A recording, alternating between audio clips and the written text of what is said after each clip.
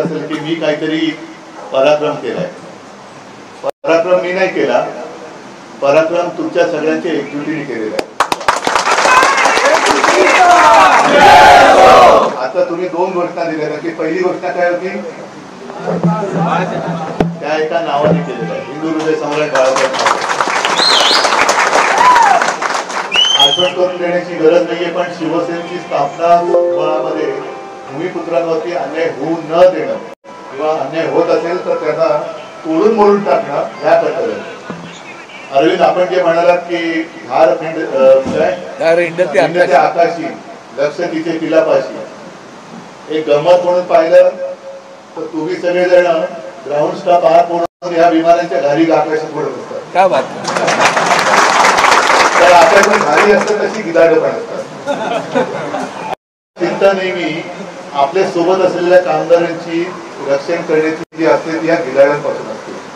कारण एकदा काही एकजूट तुटली तर लचके तोडायला आपले शत्रू मोकळे असतात. आणि ज्या क्षणी मी वाचली त्याच वेळेला मी अरविंदला फोन केला. अरविंद म्हणाले संजय तिकडे मेहनत करतोय. मग संजय आले, अरविंद आले, आम्ही या अमुखाने भेटलो. तमुक म्हटलं तसं नाही चालणार, कामगारांमध्ये जा, आपल्या सोबत. शेवटी तुम्ही लोकांनी आमच्यावरती भरोसा ठेवलेला आहे, शिवसेनेवरती भरोसा ठेवला आहे. आणि हा विश्वासघात आमच्याकडनं कधी होणं शक्य नाहीये, कदापि शक्य नाहीये. नुसतं शिवसेना जिंदाबाद, उद्धव ठाकरेंचा विजय असो, अरे तसा विजय नकोय मला तुमच्या हृदयातून आलेला ती एक भावना पाहिजे, हृदयातून आली पाहिजे. आणि ही भावना जर संकटाच्या वेळेला आम्ही धावून येणार नसू तर मग आम्ही कशाला पाहिजे. आज जो हातामध्ये भगवा पकडलेला आहे त्या भगव्याचं तेज हे तुम्ही या निमित्ताने दाखवून दिलेलं आहे. या सगळ्या कंपनी येत असतात, जात असतात, आपण कोण आणणार आहे कंपनी. आता सुद्धा ती काय सेलेबिना वगैरे होती, आपलं थोडीच कोण लागतं.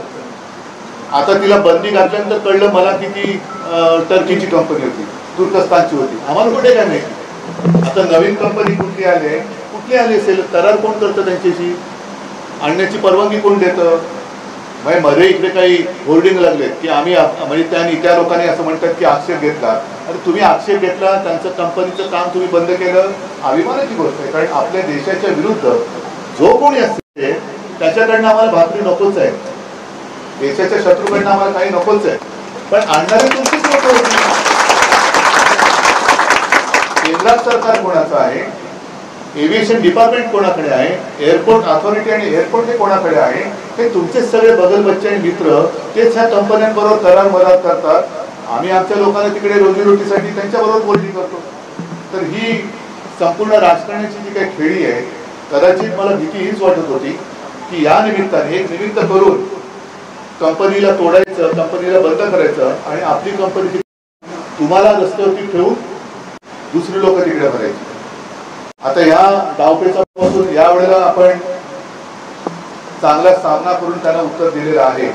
मी तुम्हाला सगळ्यांना एकच हात जोडून विनंती करेन की या विजयावरती आपण विजय म्हणण्यापेक्षा संकट जे परतवून लावलं त्याच्यावरती नुसतं भरोसा ठेवून राहू नका. उद्या कुठेही तुम्हाला कुणकुण जरी लागली तरी ताबडतोब अरविंद आहेत, संजय आहेत, तिथं सर्व पदाधिकारी, तुम्ही युनिट अध्यक्ष सगळे, तुम्ही मला कळवा, यांना कळवा.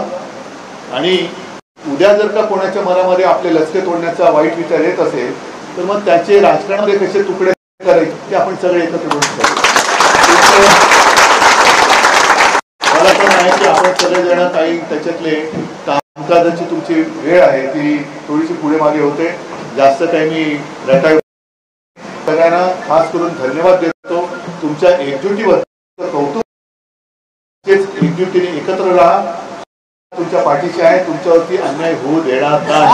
जय हिंद.